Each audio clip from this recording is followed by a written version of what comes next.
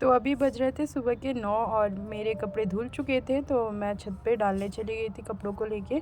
तो मेरे साथ अद्विक भी गए थे और उन्होंने मुझे स्ट्रिक्टली बोल दिया था कि आप कपड़े नहीं डालोगे, बस मैं डालूँगा। और इसी पे हमारी बातें भी हो रही थी और वो सारे कपड़ों को झाड़ झाड़ के टांग रहे थे और मुझे मना कर रहे थे कि नहीं मामी आप मत करो। और मुझ पे गुस्सा भी हो रहे थे कभी कभी जब मैं उनकी बातें नहीं मान रही थी तब।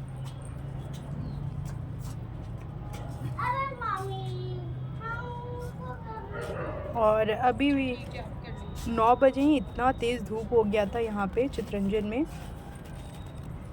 कि आंखें नहीं खुल रही थी छत पे आने के बाद। और फिर ये जाके नीचे मोबाइल देखना शुरू हो गया इनका। और मैंने लंच बना रखा था, बस थोड़ा चटनी बनाना था, तो ये मैंने पुदीने और इन सब चीज़ों को डालकर चटनी बनाया। और ये देखिए हमारे बागान में कितने छोटे छोटे से फूल खिले हुए हैं।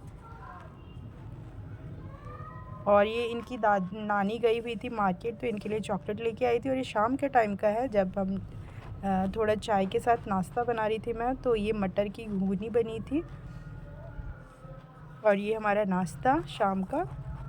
उसके बाद माँ ने थोड़ा पूजा रूम हमारा थोड़ा मैसी सा हो गया था और बच्चों ने कुछ चीज़ें उसमें से फाड़ दी थी जो हमने बिछाया था, तो फिर माँ ने उसको ठीक से किया। तो उसके लिए माँ ये प्लास्टिक लेके आई थी पेपर और उसको माँ ने कट करके अच्छे से उसमें सेट किया।